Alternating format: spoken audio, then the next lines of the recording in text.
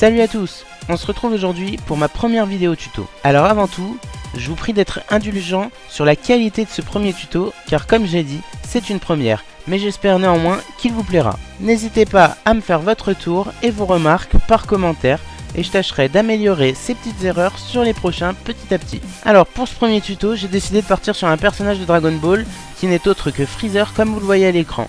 Je vais le recadrer au niveau de la taille pour me concentrer sur la tête et sur le haut du corps. Et comme c'est une première, j'ai décidé de principalement axer le tuto sur la création du crayonné sans m'attarder sur l'ancrage ni la colo qui feront sûrement l'objet de futurs tutos. Alors comme toujours, mon nom c'est Chris Hart et bienvenue sur ma chaîne.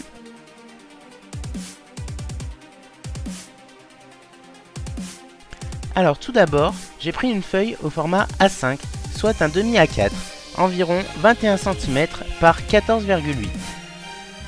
Pour faciliter la réalisation de ce dessin, j'ai utilisé la technique du quadrillage. Pour ce faire, j'ai donc utilisé un crayon 2H pour tracer mon quadrillage de 2 cm par 2 cm en partant du coin supérieur gauche de la feuille.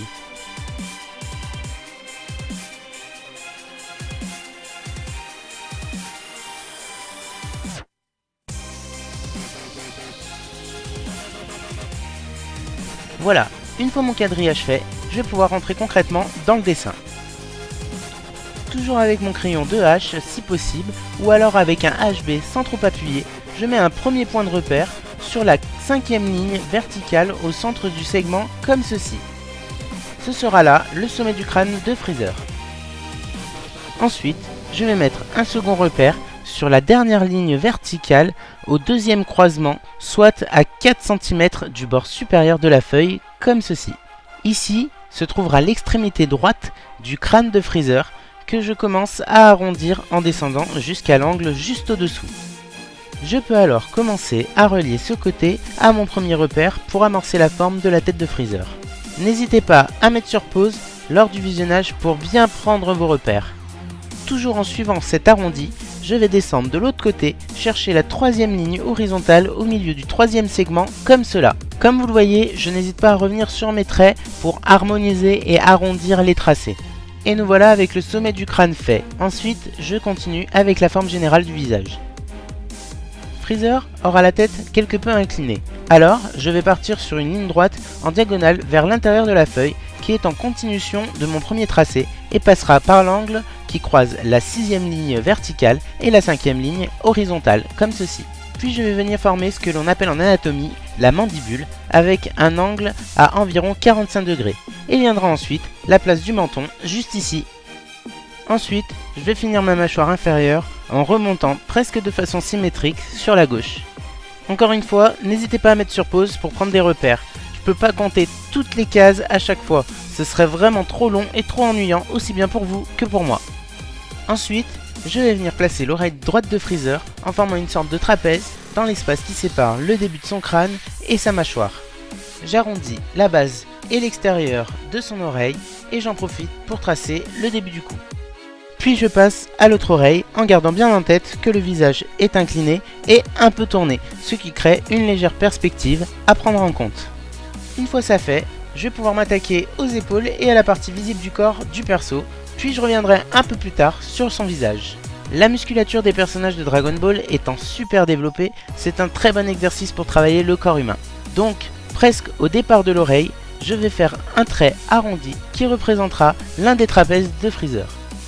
J'amorce ensuite le cou de l'autre côté, presque en prolongation de la mandibule due à la perspective, puis le deuxième trapèze comme de l'autre côté.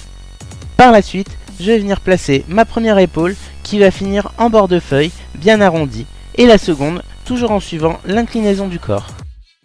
Je viens placer une forme de triangle arrondi inversé qui représenteront les muscles du cou de part et d'autre du menton pour former le creux du cou. C'est ici que se rejoindront les deux pectoraux. De là, je fais remonter les deux parties supérieures des pectoraux en direction des épaules, un peu comme je ferais un oiseau en plein vol au loin. Comme vous le voyez, je n'hésite pas à ajuster mes tracés et à gommer celui qui ne me convient pas juste après. Je viens placer la pomme d'Adam au centre du cou, puis, en suivant cet axe central, je trace la séparation des deux pecs. Après, je viens former mes deux masses musculaires de part et d'autre, un peu en forme de nœud papillon, en pensant toujours à la légère perspective. Donc le pec droit de Freezer sera un peu plus important que le gauche. Je sais, je me répète, mais dessiner prend du temps, alors n'hésitez pas à mettre sur pause pour vous repérer au quadrillage.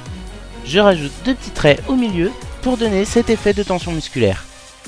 Je continue à dessiner son buste en passant par les côtes flottantes qui donnent un léger arrondi avant de descendre en V, et j'en profite pour placer le biceps que l'on voit partir hors champ.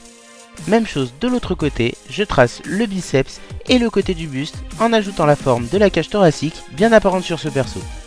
Il ne me reste plus qu'à ajouter la partie violette située dans l'espace en dessous des pecs comme une flèche descendante à laquelle je viens incurver les traits. Pour finir, je délimite les 2 épaulettes violettes de Freezer en arc de cercle et ajoute 2-3 petits détails. Il est temps de passer au visage de Freezer qui est la difficulté majeure de ce dessin.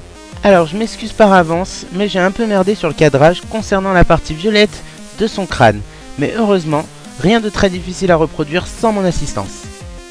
Une fois ce tracé fait, je vais positionner les yeux en suivant la courbe du visage. Freezer est un méchant plutôt vicieux, et l'on retrouve ça dans la forme de ses yeux, qui est de base triangulaire et plutôt étiré. En théorie, entre les 2 yeux, il y a la place pour mettre un 3e œil, mais avec cette forme étirée et la perspective, l'espace entre les 2 yeux en est réduit. Prenez bien vos repères et le temps de placer et former les yeux, car c'est un des éléments principaux du visage de Freezer. Toujours sur l'axe central du visage, je place le nez, qui a la particularité d'avoir une forme plutôt humaine, avec les narines et le bout du nez arrondi. Collé au nez, je commence à placer la bouche ouverte en un sourire, donc je ne fais pas un simple trait, mais bel et bien à nouveau un trapèze que j'arrondis petit à petit pour lui donner la bonne forme. Encore une spécificité de ce personnage qui, à la différence de la majeure partie des mangas, a une épaisseur de lèvres qu'il ne faut surtout pas oublier. Je place ensuite les petits détails du visage comme les traits sous les yeux ou encore les sortes de cernes typiques des personnages DBZ, ainsi que les arcades sourcilières. Pour finir, je viens placer les pupilles et quelques détails. Et voilà le croquis fini. Je prends maintenant un crayon 2B, donc plus gras et bien taillé pour retracer l'ensemble de mon croquis. Une fois repassé, je passe un coup de gomme pour effacer les différents repères tout en laissant de manière très légère les tracés repassés au 2B pour un ancrage nickel.